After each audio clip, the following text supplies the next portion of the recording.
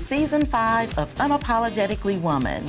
We're celebrating phenomenal women all across Kentucky who make no apologies for their perspectives or the impacts that they're making in the community. Today we're celebrating Dr. Joy Coles. Joy is a wife, a mom, and a Heart Association Leader of Impact who is board certified as a nurse practitioner at the University of Kentucky Hospital. Unapologetically Woman, Dr. Joy Coles, that's you. Congratulations. Thank you, thank you. Thank you for having me. Oh, it is my pleasure to be with you today. Yes, ma'am. So, you have a lot of letters and degrees behind your name, but one of the most important things to you is your faith, yes, and that you give all glory to God for everything that you've been able to do. Absolutely.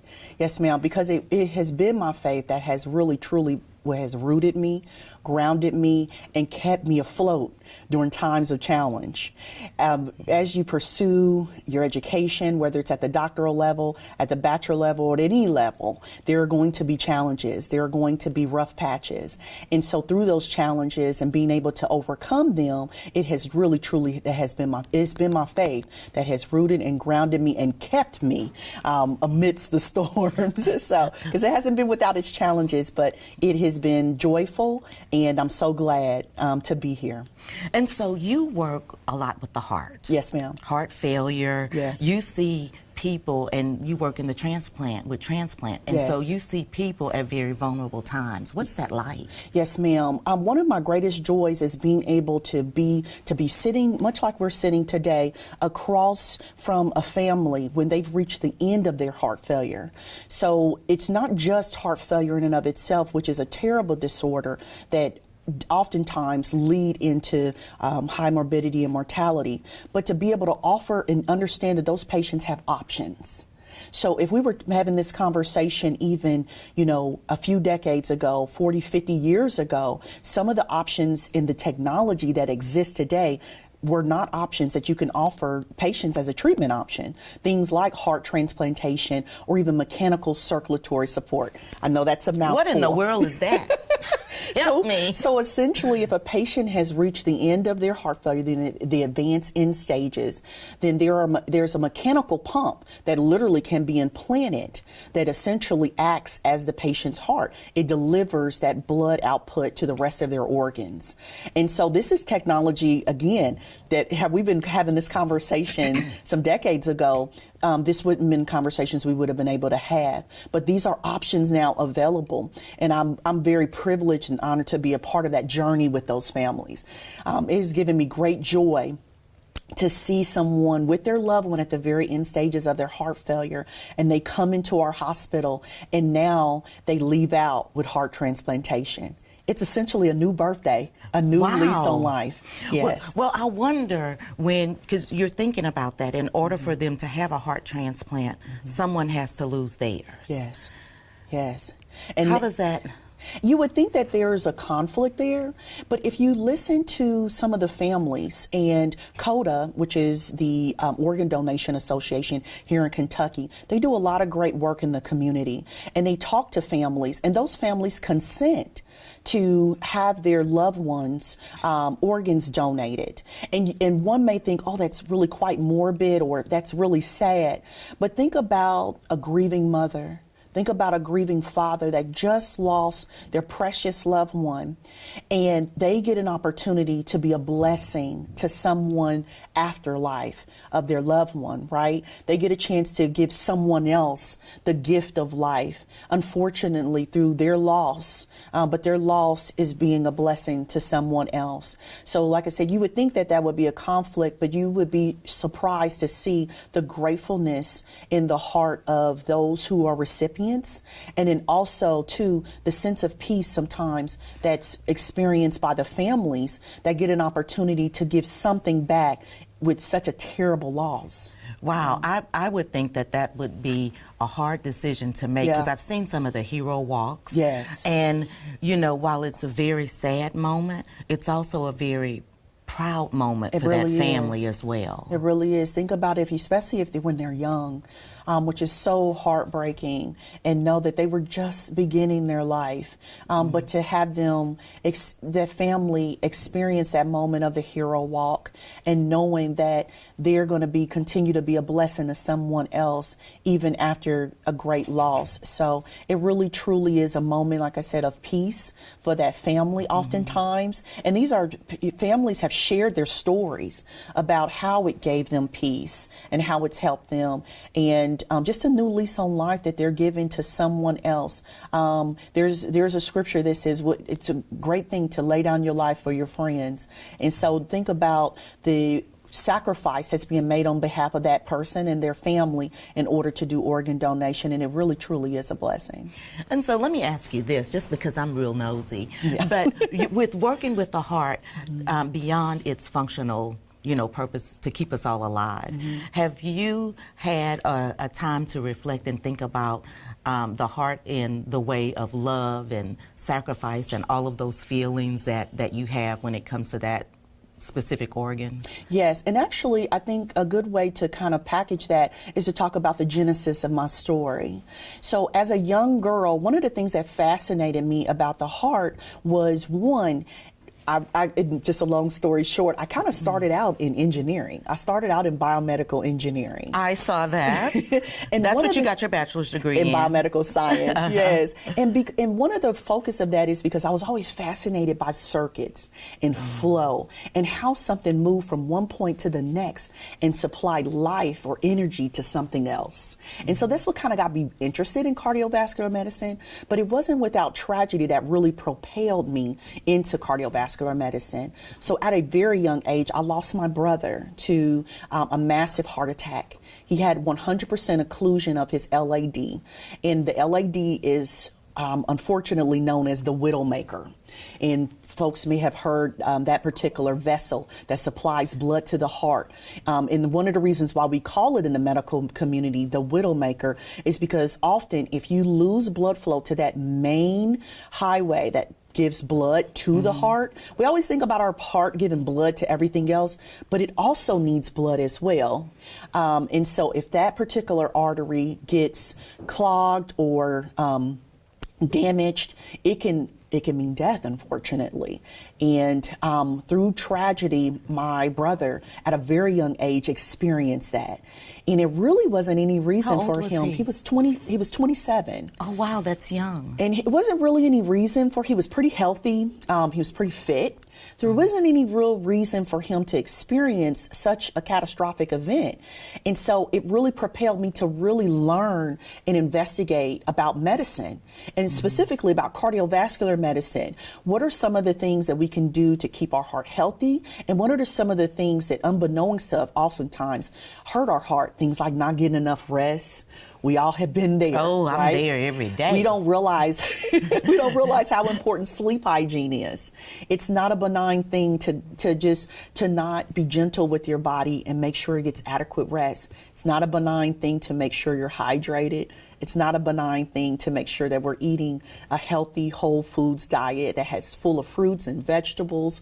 It's not a benign thing to neglect to do these things. And so in that, I wanted to learn more, not just about what can happen to someone when their heart doesn't function well, but also what do we do to prevent cardiovascular disease? And for me, that's where that's been my main focus, preventative care and what we can do to help people to be able to not experience the fallacy of heart disease. What's your brother's name? Let's say his name. Michael. Michael. Yeah, Michael. He was my heart. He was my heart. No pun intended, for sure. Wow. So, yeah, but it propelled me into understanding that this is the route I wanted to go, and it wasn't.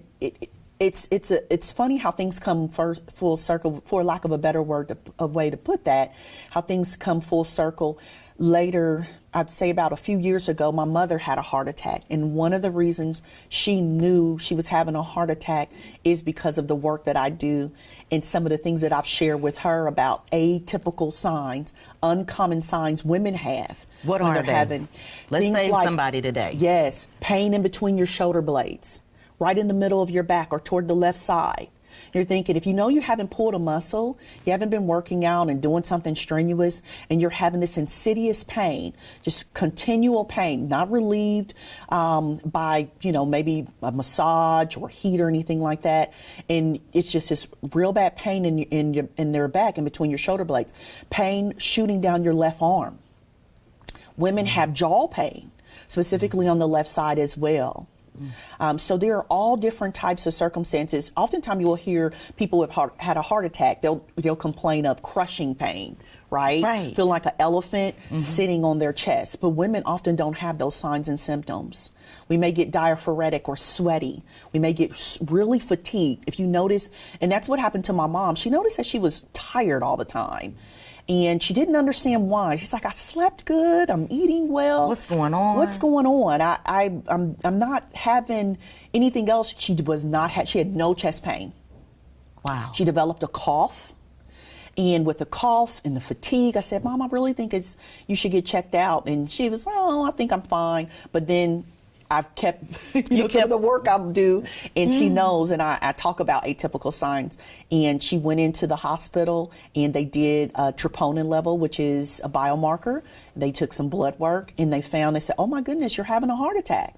And they looked at it on the EKG, and she ended up needing to be revascularized. So she had to go to Cleveland Clinic for that. So these are the things that women can experience that they're uncommon symptoms. They may not present like something very glaring like chest pain. It may be being really sweaty and fatigued, and noticing that you're having kind of pain in your back or in your left arm or even in your jaw. All of those things can be uncommon. Or something different that you can't explain. Yeah. Just go get that checked out. For sure, absolutely.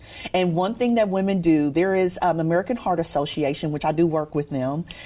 They have out a wonderful promo video out on YouTube, and it talks about the atypical signs, uncommon signs of women having a heart attack. And they even have a video where there's an actress, and she's making her kids lunch for the day. They're off to school, and she's just sweating, and she's like, whoa, I'm tired, and all of these things are happening, every symptom that I just described to you, and she's deciding she's just going to ignore them because she's got a busy day ahead. And so I don't have time to stop and think about what's going on with my body. I've got to keep pushing. I got to keep pressing. And that ends up not being the appropriate thing to do because she was having a heart attack.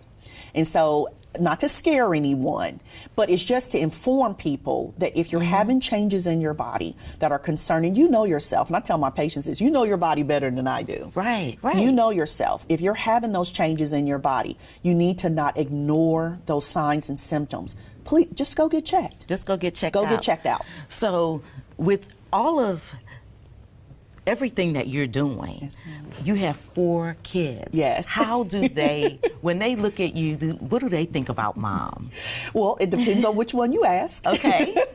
If you ask my oldest, who's a college student, he's 20. If you ask him, he'll say, Mom was busy. When I was doing homework, she was at the table doing homework with me, right? He'll talk about how his football games, how Mom was going to be there, but Mom wasn't going to get there till about halftime because she had to leave the hospital, she had to leave clinical. So his experience is very different than if you ask my youngest.